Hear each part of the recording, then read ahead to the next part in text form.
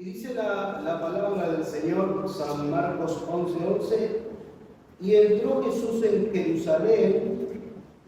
Esto ya son los versículos finales de la entrada triunfal a Jerusalén de parte de Jesús. Estaba cerca de la cruz, era la Semana Santa, tiempo de festividades en Jerusalén. Pero miren lo que dice la palabra de Dios, y San Marcos lo expone así. Dice: y entró Jesús en Jerusalén y en el templo, y habiendo mirado alrededor todas las cosas, como ya anochecía, se fue a Betania con los 12. Amén. Señor, quiero darte gracias. Quiero darte gracias, Señor, porque en este día nos has reunido, Señor, para brindarnos tu preciosa palabra, y tu palabra no vuelve vacía. Gracias, Señor, porque por seguro a través de ella en este día nos vas a sobreedificar en tu gracia, en tu amor y en tu misericordia. Gracias te doy porque tú siempre, Señor, nos das el consejo oportuno. Gracias, Señor, porque estamos, Señor, con un corazón contrito y humillado ante tu presencia, y estamos esperando en ti, Señor, estamos esperando en tu palabra. Gracias, Señor, en el nombre de Jesús. Amén y amén.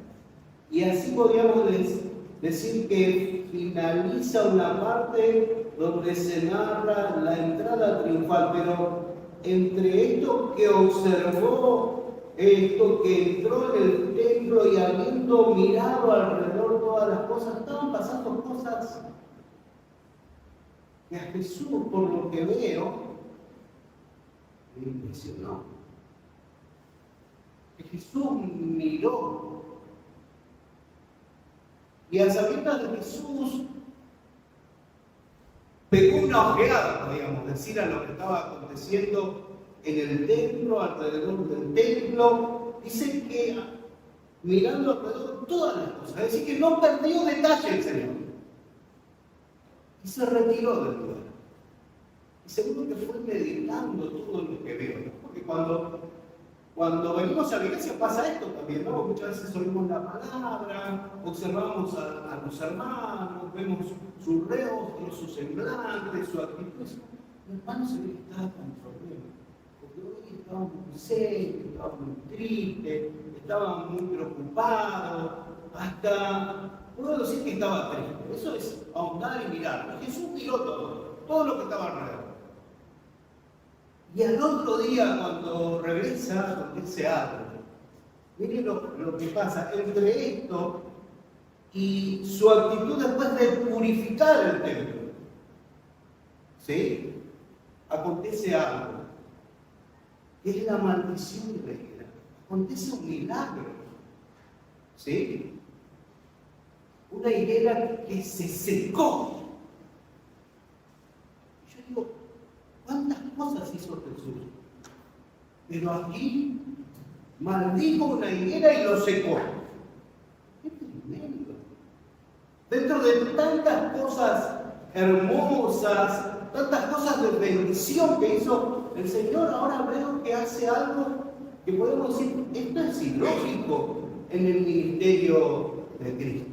Si usted se pone a observar, ¿qué pasó con esa higuera? ¿Qué pasó con eso que Jesús le cayó tan mal lo que aconteció con la higuera, que dijo nunca más de fruto y se terminó con la higuera? Podríamos decir, y puedo titular hoy, el tiempo de la higuera se terminó. Qué tremendo, ¿no? Jesús dijo basta. Mire si en este día nosotros le dice el Señor, basta, se terminó. Tu tiempo se terminó. Qué tremendo. Y se nos iría ese tiempo de decir, estoy pensando en tantas cosas, pero hoy el Señor me dice, se terminó. Hasta acá llegaste. Mis expectativas con respecto a esta higuera llegaron hasta acá. Qué dolor para uno, ¿no? Ismael, mira, hasta acá te aguanté, digamos, ¿no? hasta acá te esperé, hasta acá esperé ciertas cosas que acontecieran y no acontecieron. Jesús después de esto se mete al templo y lo purifica. Quiere decir que lo que miró en el templo no le gustó. Dijo, lo que están haciendo en el templo es desagradable para mí. ¿Saben qué están haciendo en el templo? Los estudiadores de aquel tiempo dicen que se triplicaba la cantidad de habitantes en Jerusalén, en aquel tiempo. Y los que vivían cerca venían con su cordero para sacrificio. Pero los que venían de Mateo venían y lo compraban.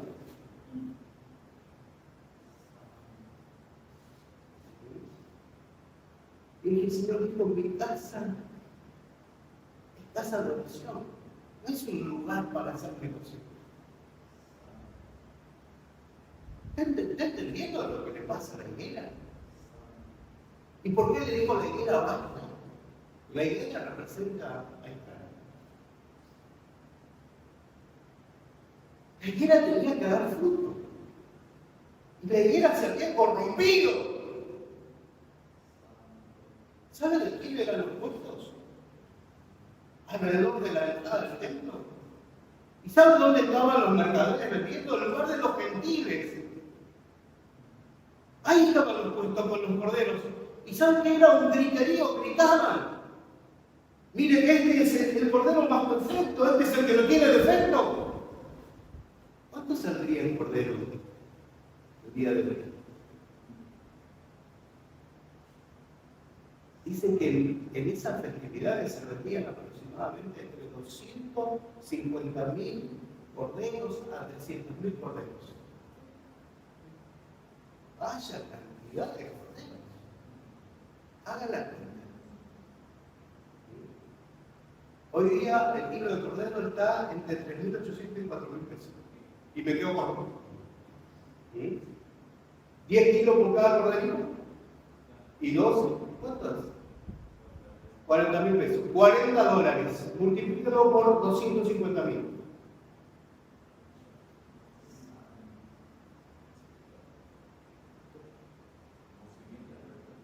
¿Cuánto? Sí, más. Tremendo negocio que estaban haciendo los sacerdotes. Mi casa se ha hecho una cueva de ladrones. Y usted dice, sí, pero eso es de Israel. Hermanos, ¿qué está pasando en el mundo?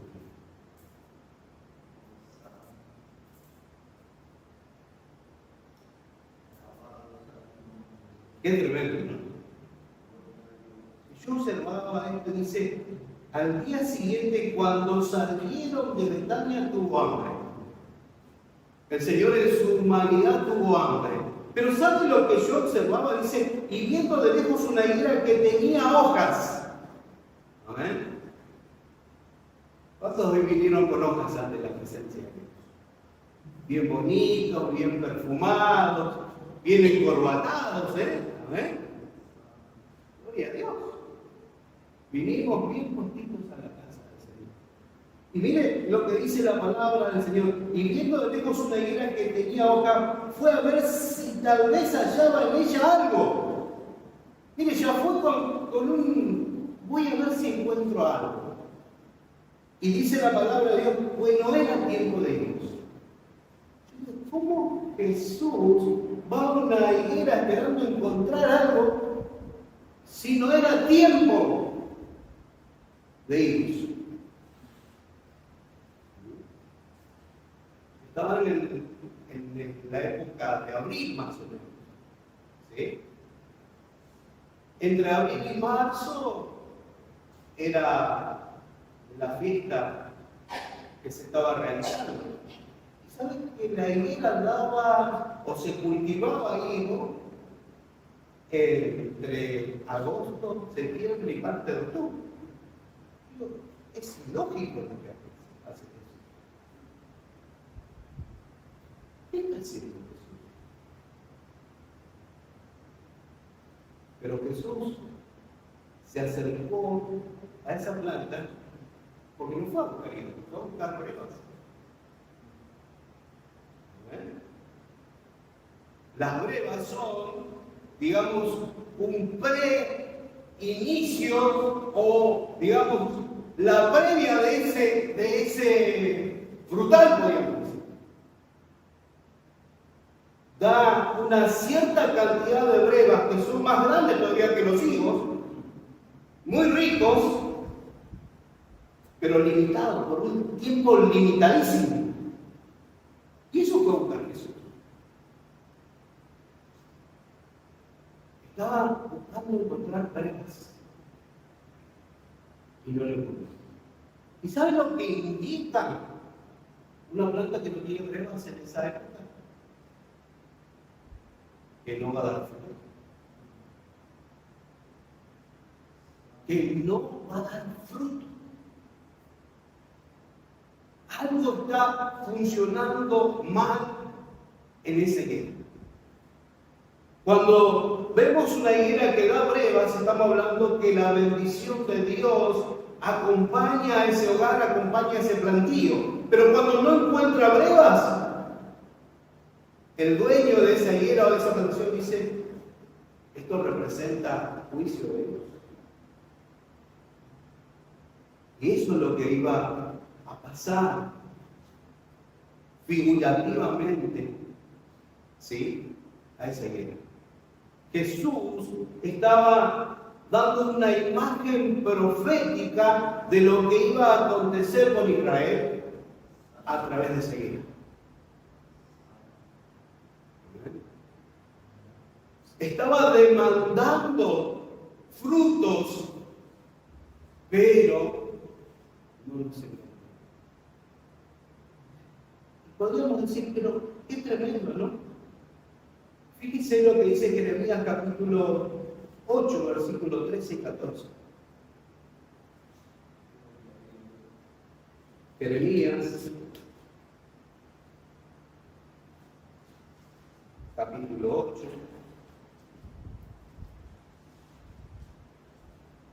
versículo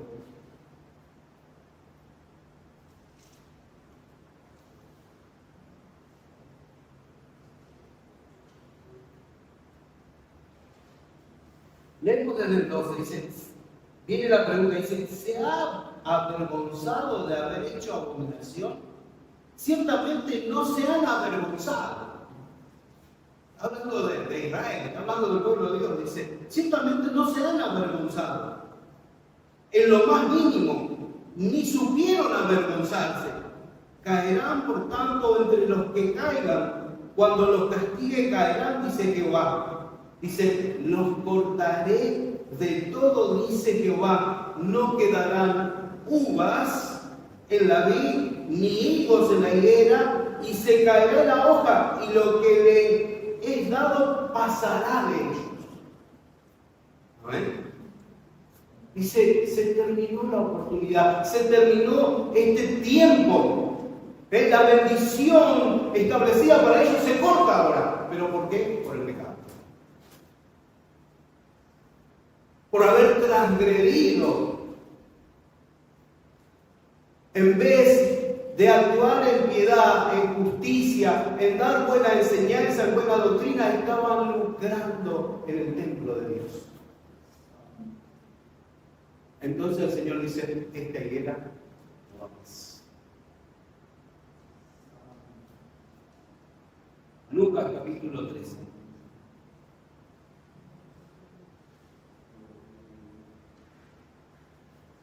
San Lucas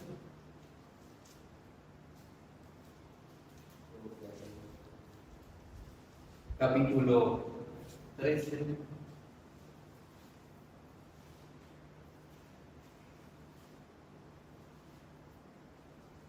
Versículo 6. Mire, dice la palabra de Dios, dijo también esta parábola: tenía un hombre una higuera plantada en su viña, y vino a buscar fruto en ella y no la halló. ¿A qué vino Jesús?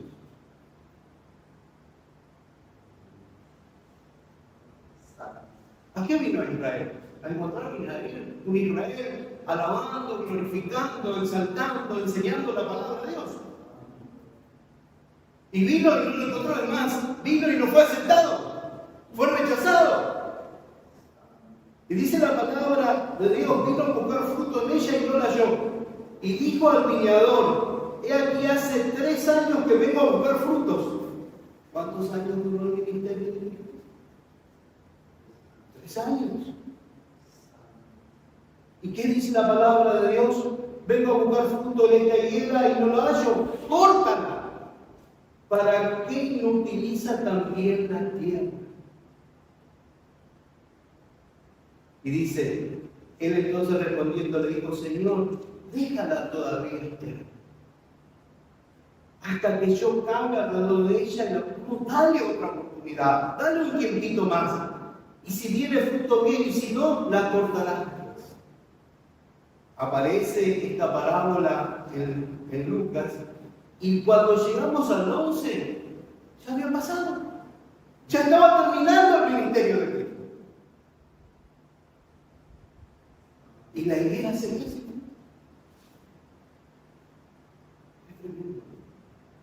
Dios espera encontrar brevas, espera encontrar frutos en Israel y no lo halló. No encontró nada. Pura superficialidad, pura imagen, puro, ¿cómo podríamos decir? Pura escenografía, puro lucro.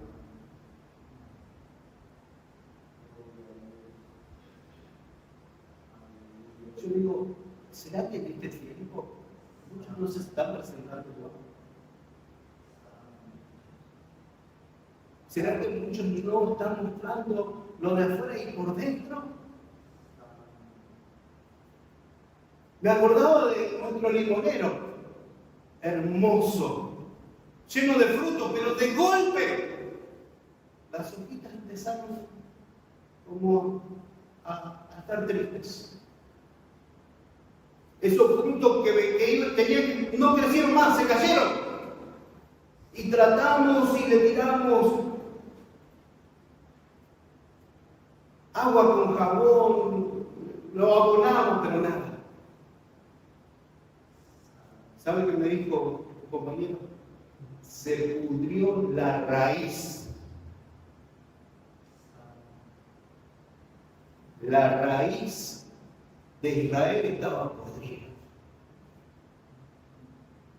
No estaba cimentado en la roca, no estaba cimentado en Dios, no estaba cimentado en Cristo.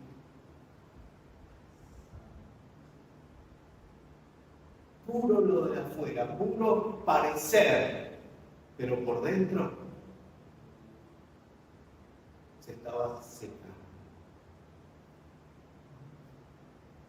Tremendo, hermanos.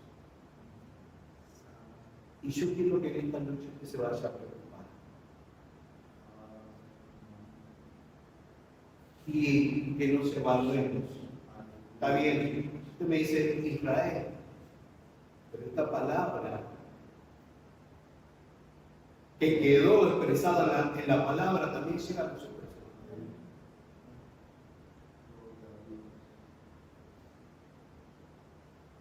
Todo árbol que no da buen fruto será cortado. Mateo 3:10, ¿qué dice la palabra de Dios? Ahí buscamos en San Mateo, capítulo 3, versículo 10. Dice, y ya también el hacha está puesta a la raíz de los árboles. Por tanto, todo árbol que no da buen fruto es cortado y echado en el fuego. Yo observaba, ¿no?, que dice, por tanto, todo árbol que no da buen fruto es cortado y echado en el fuego. No dice solo la higuera, dice todo árbol. Y dice, yo la verdad, no, dice, y también el hacha está puesta a la raíz de los árboles. Ahí incluye a todos. Y dice la palabra de Dios, por tanto, todo árbol que no da buen fruto es cortado y echado en el fuego. Así que el fruto es bueno. Es bueno tener fruto. Y el fruto tiene que ser bueno. Porque si no es cortado. San Mateo, capítulo 12, versículo 33. San Mateo, capítulo 12,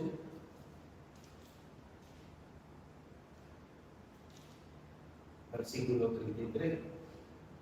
O haced el árbol bueno y su fruto bueno, o haced el árbol malo y su fruto malo, porque por el fruto se conoce el árbol. Yo digo, cuando el Señor Jesús vio en el versículo 11 que leímos, se metió al templo y antes de entrar al templo vio el patio. Este patio tiene que estar lleno de gentiles. Y no está lleno de gentiles, está lleno de gente que está haciendo negocio. ¿Qué fruto estaba dando Israel? Fruto de corrupción. Dice que él se puso ahí en medio y dijo, por acá no pasan más. Y es más, echó a los cambistas, purificó el templo. Esto no puede ser, dijo. La casa de Dios no puede ser así. Ustedes la están convirtiendo en cueva de ladrones. ¿Por qué habla de cueva de ladrones? Porque en los tiempos bíblicos, ¿qué acontecía? Los ladrones o se metían en la ciudad, robaban y salían corriendo y se escondían en cuevas que estaban alrededor de Jerusalén. La actitud que están haciendo ustedes con mi templo, con el servicio a Dios, es incorrecta y se están convirtiendo en ladrones que se escudan en la religiosidad, que ponen por pretexto el servicio a Dios. Qué tremendo. Dios nos libre de estas cosas. Alabado sea Dios. San Mateo 7, 21. Miren qué versículo tremendo, ¿no? ¿Cuánto cuidado tenemos que tener? Dice, el título de acá, nunca por ciento, está en Lucas y está en San Mateo. San Mateo 7, 21 dice, no todo el que me dice, Señor, Señor, porque muchos de los sacerdotes que estaban haciendo los sacrificios y decían Señor, Señor, y sacrificaban y se vestían con sus atuendos y parecían personas que estaban llevando bien las cosas. Pero mire, en San Mateo 7:21 dice, no todo el que me dice Señor, Señor, entrará en el reino de los cielos. Qué cachetazo en este día. Yo observaba esta madrugada en la palabra, ¿qué cachetazo me estás dando, Señor? Me estás haciendo reaccionar a tantas cosas, a tener tanto cuidado con el servicio que presento, con la imagen que doy, con la actitud que tengo como cristiano, con el temor que tengo que tomar tus cosas. Dice la palabra, no todo el que me dice Señor, Señor, entrará en el reino de los cielos, sino el que hace la voluntad de mi Padre que está en los cielos. Muchos me dirán en aquel día, Señor, Señor, no profetizamos en tu nombre. ¿Y qué más dice? Y en tu nombre echamos fuera demonios, y en tu nombre hicimos muchos milagros. Y entonces les declararé. Mire, ¿cuántos de esos sacerdotes dicen, pero si cuántos corderos degollamos, presentamos el sacrificio? Sí, pero estuviste negociando con eso. No estabas haciendo mi voluntad. Lo hiciste con un interés mezquino. Dios guarda. Es libre. Pero, ¿saben lo que yo observaba acá? Dice, y entonces le declararé, nunca conocí. Ocupabas un lugar, estabas en la iglesia, hasta diezmabas, ofrendabas, venías a los cultos. Pero no te conozco. Es duro. Es tremendo.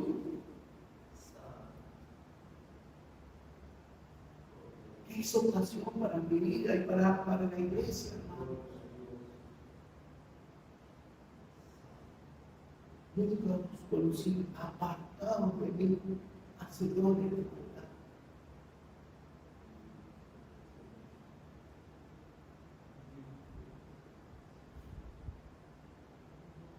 Eran líderes corrompidos. Líderes que estaban conduciendo al error a muchos. Y muchos venían y ponían su último denario comprando el corderito para tratar de agradar a Dios.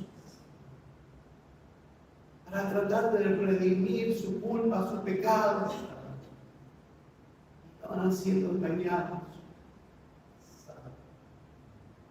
Pero alabado sea el nombre del Señor, que el Señor empezó a purificarte. Y ese espacio que estaba ocupado por la corrupción, por los intereses de los sacerdotes que lo liberaron, y dejaron un espacio para que entrara el pueblo de Dios. Y le dijo a la higuera, y le dijo a Israel, tu tiempo se terminó. Tu tiempo se terminó. Ahora es tiempo que el pueblo gentil tenga entrada en mi presencia. Alabado sea Dios. Jeremías 7:11. Con esto te ligamos. Alabado sea Cristo.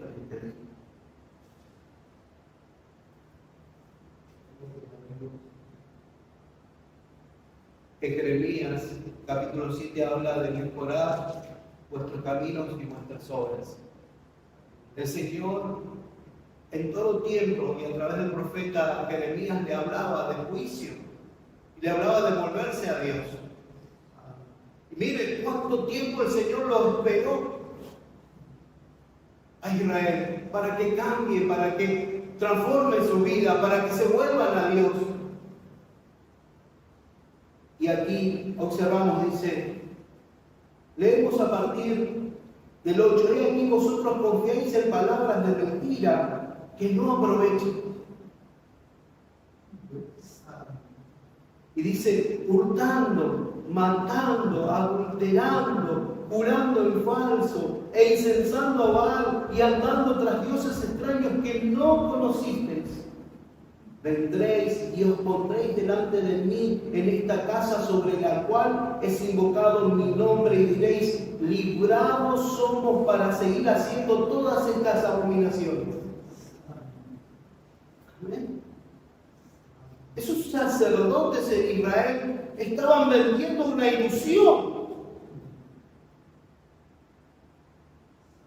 Porque ese cordero que presentaban no era suficiente, no les estaban enseñando que lo que ellos tenían que abandonar era el pecado.